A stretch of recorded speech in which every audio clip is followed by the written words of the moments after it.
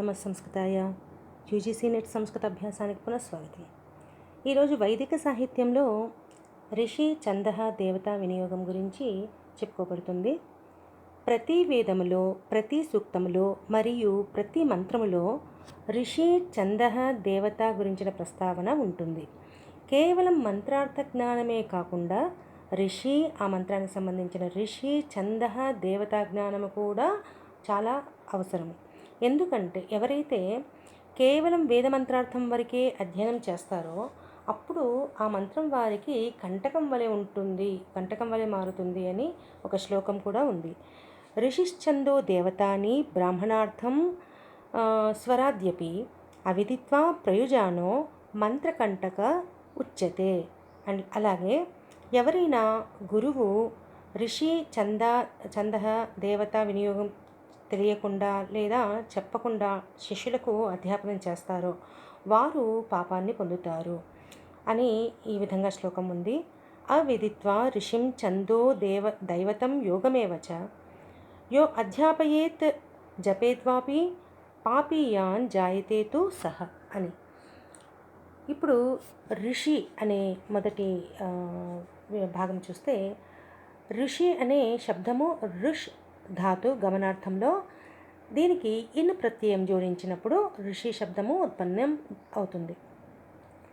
యత్ ఏతాన్ తపస్యమానాన్ బ్రహ్మ స్వయంభూ అభ్యనార్యత్ తదృషయో భవన్ తదృషీణాం ఋషిత్వం ఇది విజ్ఞాయతే అని నిరుక్తంలో యాస్కాచార్యులు నిర్వచించారు. స్వయంభు అంటే స్వయం భవతి ఇది స్వయంభు.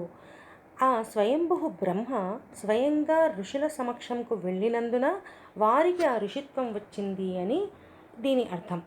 కొందరు ఋష్ దర్శనార్థక ధాతు నుండి ఋషి శబ్దము నిష్పన్నమైందని అంటారు. మనందరికీ తెలుసు ధాతువులకు అనేక అర్థాలు అంటే నానా అర్థాలు ఉన్నాయనే విషయము తెలుసు. ఒక్కొక్క గణములో ఉండే ధాతువుకు విభిన్న అర్థాలు ఉంటాయనే విషయం తెలుసు. కాబట్టి ఇక్కడ ఋష్ దర్శనార్థక ధాతు నుండి ఋషి శబ్దం నిష్పన్నమైందని మరికొందరు అంటారు. తపస్సు చేస్తున్న ఋషులకు బ్రహ్మ ఆశీర్వాదం వల్ల వేదమంత్రాల దర్శనం జరిగింది అని. అందుకే యాస్కాచార్యులు ఋషి దర్శనాత్ అన్నారు. స్తోమాన్ దదర్శ ఇది ఔపమన్యవః అని. స్తోమాన్ అంటే స్తుతులను లేదా మంత్రములను దర్శించినవాడు అని ఔపమన్యుడి యొక్క అభిప్రాయాన్ని కూడా నిరుక్తంలో యాస్కాచార్యులు ప్రస్తావించారు. తర్వాత స్వయంభూ అంటే స్వయంగా ప్రకాశించేవి అని అర్థం. తర్వాత వేదములు అపౌరుషేయములు కాబట్టి ఋషులు మంత్రరచయితలు కారు, మంత్రద్రష్టలు అని యాస్కుల వారు అభిప్రాయపడ్డారు. సాక్షాత్ కృతధర్మణః ఋషయో బభూవుః. ఈ విధంగా ఏ ఋషుల హృదయంలో వారి తపస్సు ఫలితంతో ఏ మంత్రము ఏ సూక్తము క్షేత్ర విశేషంతో ఉత్పన్నమైనదో అతను ఆ మంత్రానికి ద్రష్ట అంటే దర్శించిన ఋషి అని అనబడ్డాడు. ఎలాగైతే ఋగ్వేదంలోని మొదటి సూక్తం యొక్క ద్రష్ట మధుచ్ఛంద. ఈ విధంగా ఋగ్వేదంలో ఇంకా గృత్సమద, విశ్వామిత్ర, వామదేవ, అత్రి, భారద్వాజ, వశిష్ఠ, కన్వ వంటి మంత్రదృష్టలు కూడా ఉన్నారు.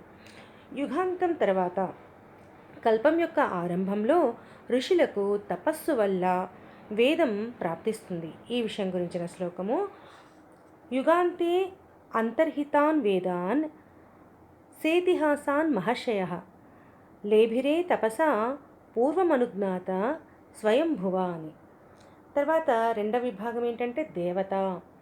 ప్రతి ఒక్క మంత్రానికి ఎవరో ఒక దేవత ఉండాలి. ఆయా మంత్రములలో ఆయా దేవతలను ప్రసన్నం మరియు ఆహ్వానం చేయబడుతుంది. దేవత అనే శబ్దము దివ్ ధాతు ప్రశంసార్థకంలో దీని నుండి దేవత, దేవి, దేవ వంటి శబ్దములు నిష్పన్నమయ్యాయి.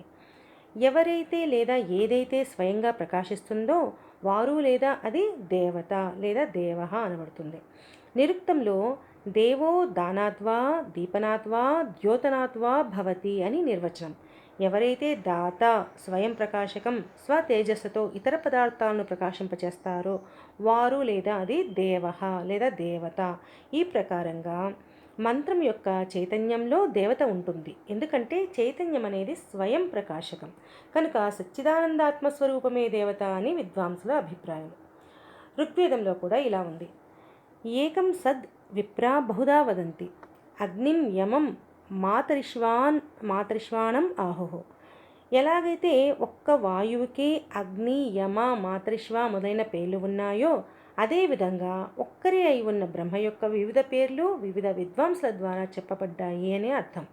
ఉదాహరణకు పరబ్రహ్మను ఐశ్వర్యవాన్ అంటారు. ఎందుకు అంటే ఐశ్వర్యవాన్, ఆయన ఐశ్వర్యవంతుడు కాబట్టే ఆయనని ఇంద్ర అంటారు.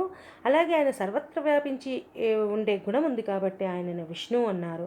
అలా ఈ విధంగా గుణములను బట్టి క్రియల ఆధారంగా పరబ్రహ్మ యొక్క వివిధ నామములు విద్వాంసుల చేత చెప్పబడ్డాయి. వేదమంత్రములకు వైజ్ఞానికపరమైన అర్థములనే గ్రహించవలను.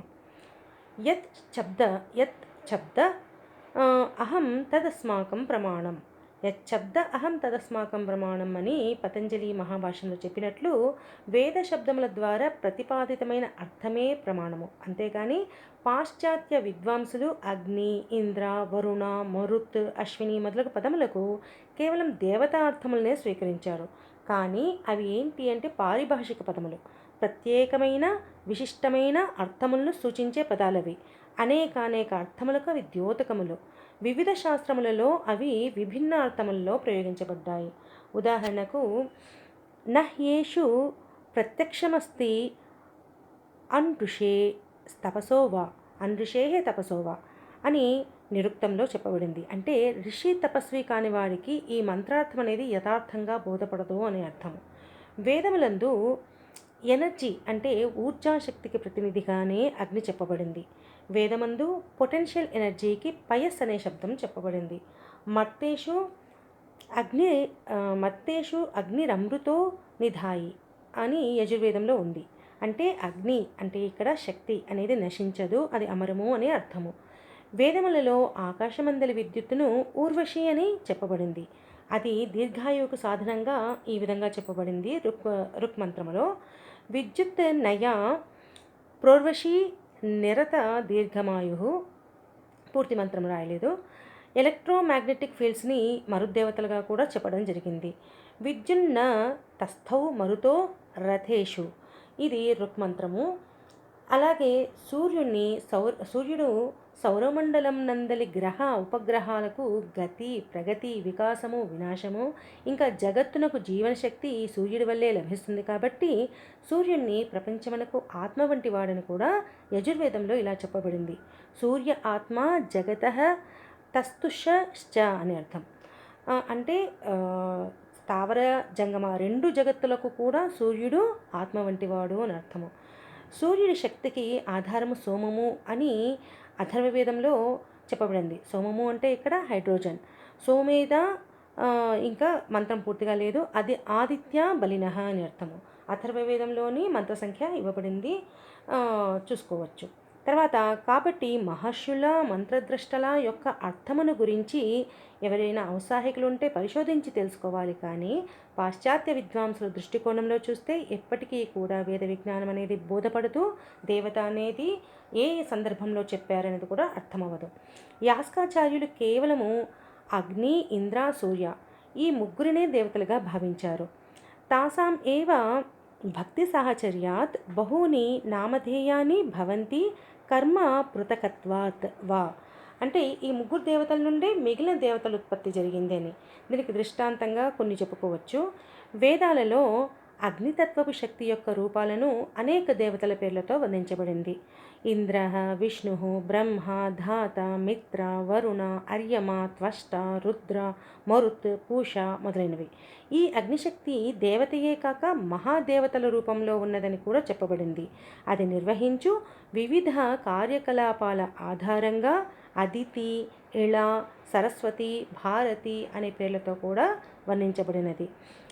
మంత్రాలు ఋగ్వేదంలోని 2.1.3 నుంచి 2.1.11 మంత్రాలలో ఒక 4 మంత్రాలు ఉదాహరణగా చెప్పబడ్డాయి.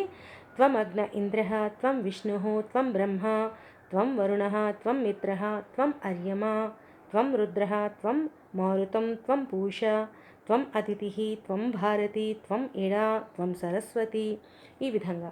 కాబట్టి ఈ వీడియోలో దేవత అంటే, ఋషి అంటే ఒక అవగాహన వచ్చి ఉండాలి వేదములలో చెప్పబడిన దేవతల గురించి. తర్వాత ఇంకా ఈ విభాగంలో ఛందస్సు అనేది ఒక అంశం ఉంది, అది మరొక వీడియోలో చెప్పుకోబడుతుంది. నమ సంస్కృతాయ ధన్యవాదः.